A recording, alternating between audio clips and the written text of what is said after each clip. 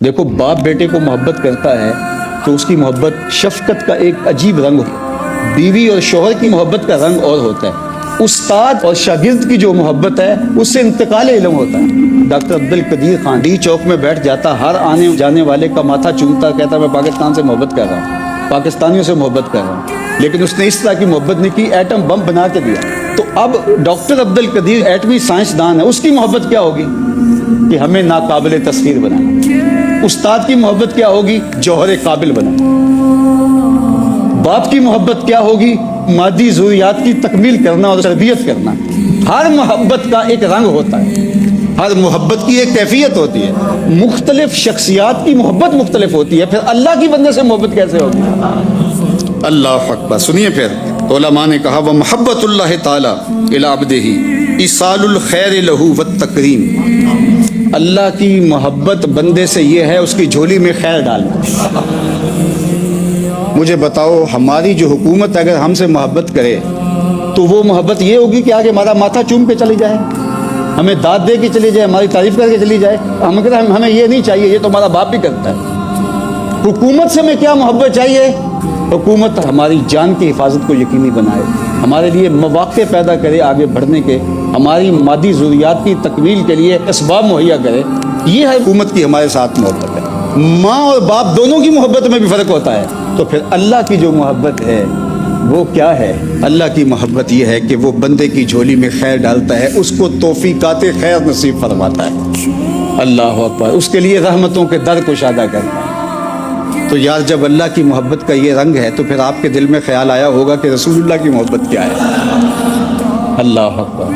تو رسول اللہ کی محبت گناہ گاروں کی شفاعت کر کے ان کو جنت میں لے جائے۔ محبت کے کئی روپ ہے، کوئی ایک روپ ہو تو بتائیں، ایک رنگ ہو تو اس کو بیان کریں۔ حضور کی محبت کے اتنے رنگ ہیں۔ مبتلائے درد ہو کوئی عذر روتی ہے آنکھ، کس قدر ہم درد سارے جسم کی ہوتی ہے آنکھ۔ اللہ عزیز علیہ ما عنتم، تمہارا مشقت میں مبتلا ہونا اس نبی پر گراں گزرتا ہے۔ نبی بے تاب ہو جاتے ہیں، نبی بے چین ہو جاتے ہیں۔ اللہ اکبر۔ تو اللہ کی محبت بندوں سے کیا ہے کہ وہ بندوں کے لیے رحمت کے، ایصال خیر کے اور اس کی عزت افزائی کے دروازے کو کشادہ فرمائے۔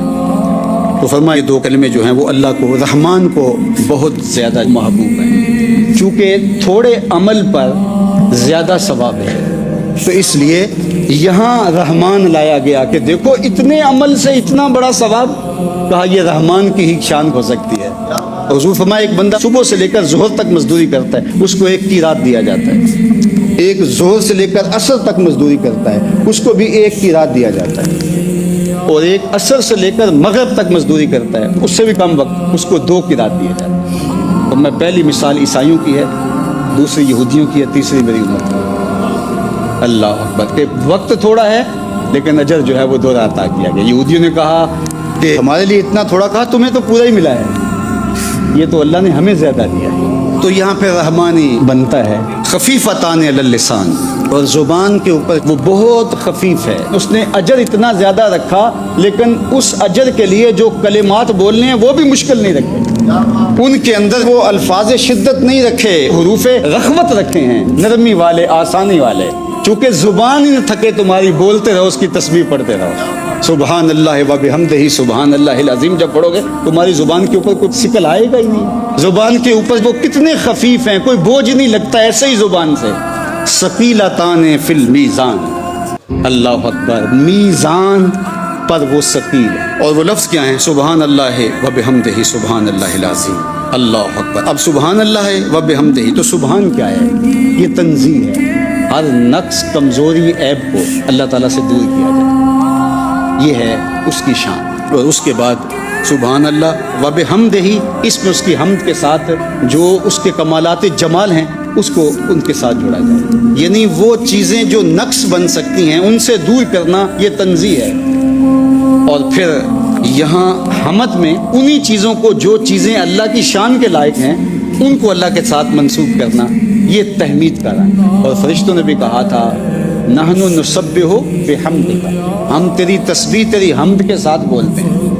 اور حمد اور تسبیح یہ آپس میں جڑے ہوئے ہیں۔ تو اللہ جل شانہ سے ان صفات کی نفی کر دی گئی جو سلبیاں ہیں، کوئی کمزوری، کوئی کجی، ہر سو سے جس کو عیب کہا جا سکتا ہے اس کی اللہ سے نفی کر دی گئی۔ اگر تنزیہ کی گئی ہے سبحان سے تو پھر تحمید کے ساتھ اس کے حسن کو بھی بیان کیا گیا ہے۔